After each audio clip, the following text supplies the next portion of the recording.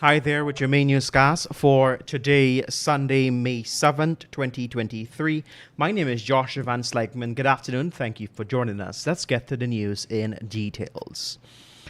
Upon examining the provisions of the Liza Phase 1 permit, High Court Judge Justice Sandil Kusun has ruled that there is an unambiguous requirement for Exxon's affiliate, ESSO, to furnish authorities with an unlimited liability parent company guarantee agreement and/or an unlimited liability affiliate company guarantee.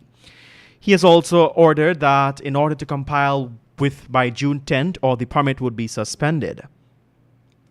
Justice Kusun's ruling was handed down on May 3rd, 2023, after hearing submission in the case filed by two Guyanese September last. The Environmental Protection Agency, which was the respondent to the case, had introduced draft documents regarding a $2 billion parent guarantee from ExxonMobil to prove compliance. Justice Kusun said such documents are irrelevant since the amount of $2 billion does not bring EEPGL in compliance with the requirements of the permit. Justice Kusun categorically stated that the Liza Phase 1 permit carries a confluence of measures at Condition 14, which stipulate that an impose full, complete, and unlimited liability upon the permit holder for any discharge of any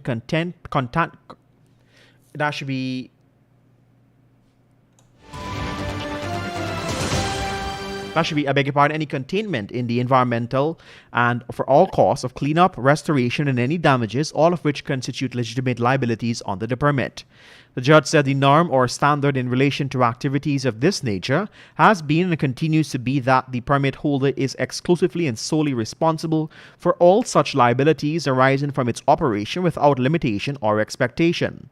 Justice Kusun ruled that it is simply not open to the permit holder to say it is engaged in a floric of its own, aided and abetted by EPA, to unilaterally and arbitrarily and unlawfully cap its unlimited liability and financial assurance. Get the full details in today's Kaieteur News. Citizens of Guyana are now calling for the dismissal of the Executive Director of the Environmental Protection Agency, Kemraj Parshram, for failing to act in the best interest of the country. Member of Parliament David Patterson and Transparency Advocate Dr. Jerry Jailal, both on separate occasions, said Parshram should vacate the post. During an AFC press conference on Thursday, party member Dr. Vincent Adams described the recent High Court ruling on insurance for the Stabroek Block oil and gas production activities as an indictment on the operations of the EPA. In prefacing Patterson's position on the matter, Dr. Adams told members of the media that this agency, which is mandated by the country's protector against all environmental hazards, has ceded its responsibility to the oil industry since the administration changed. Dr. Adams also noted that Justice Sandil Kusun, in his ruling this past week, described the EPA as being submissive and its responsibility, therefore putting the nation and its people in grave potential danger. The EP that should be in great potential danger.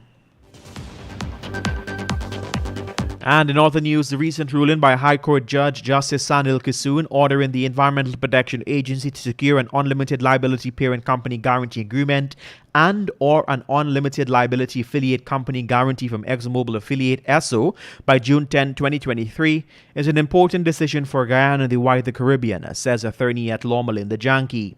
Janke said Justice Kusun's ruling identified a breach of the Liza Phase 1 permit as a result of the lax behavior of the EPA. Janke said the judge pointed out that Exxon and its affiliate have the benefit of the environmental permit and cannot avoid the burden of the conditions in the permit.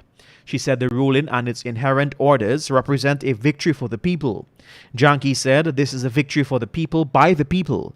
The judge put the rule of law above the interests of ExxonMobil.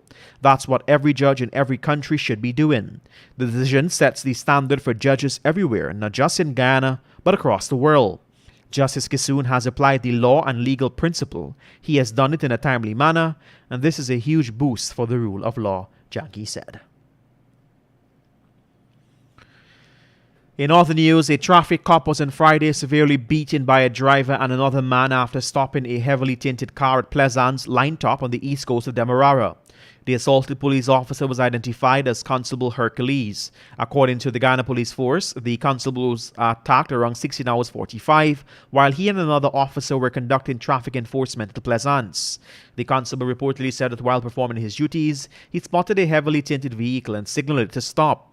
The cop said he then approached the car and cautioned the driver that having tinted without a permit is illegal and allegedly invited the man to the Sparendam police station for the vehicle to be inspected. Investigators said that the driver refused to comply and drove off on the constable's right foot and sped off. The rank alleged that he entered the force's pickup and chased the tinted vehicle and managed to intercept it at Turkine Access Road in the vicinity of Movie Town. Get the full details in today's Kaieteur News. ExxonMobil Corporation is racing against time to discover more oil barrels in the Stabroek block before the license expires. Hess Chief Operating Officer Greg Hill recently said that the expiry will occur in October of 2026. He said that there is multi-billion barrel potential remaining in the block, and the companies are moving to lock in these reserves until the current fiscal terms in the lopsided Stabroek block production sharing agreement. The current PSC has been widely condemned as lopsided, with the government of Ghana introducing a new model PSC that includes a 10% royalty payment. However, Vice President Dr. Barrett Jagdish said that he will not apply these terms to the Stabroek block, and ExxonMobil will continue to pay the 2% royalty for its developments.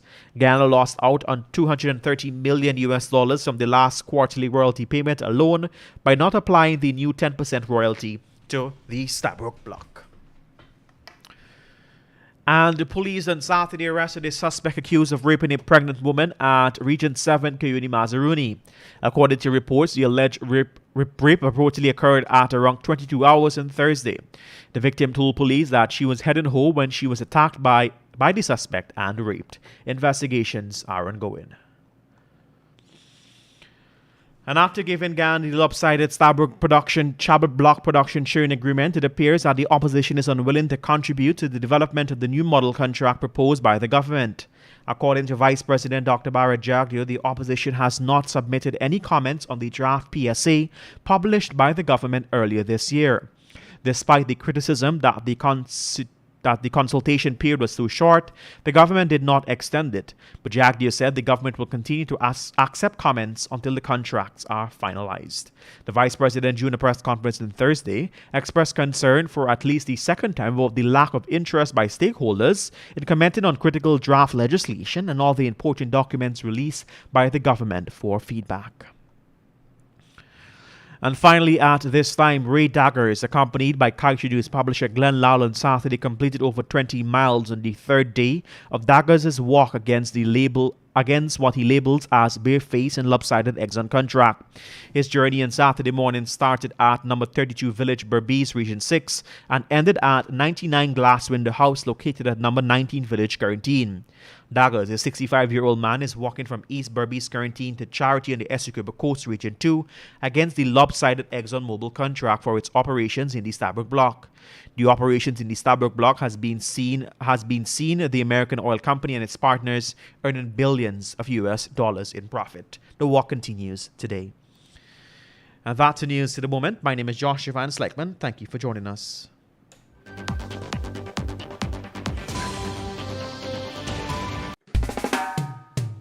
And that's the news of the moment. Remember to get the full details of these stories, pick up a copy of the Kaieteur News. And don't forget,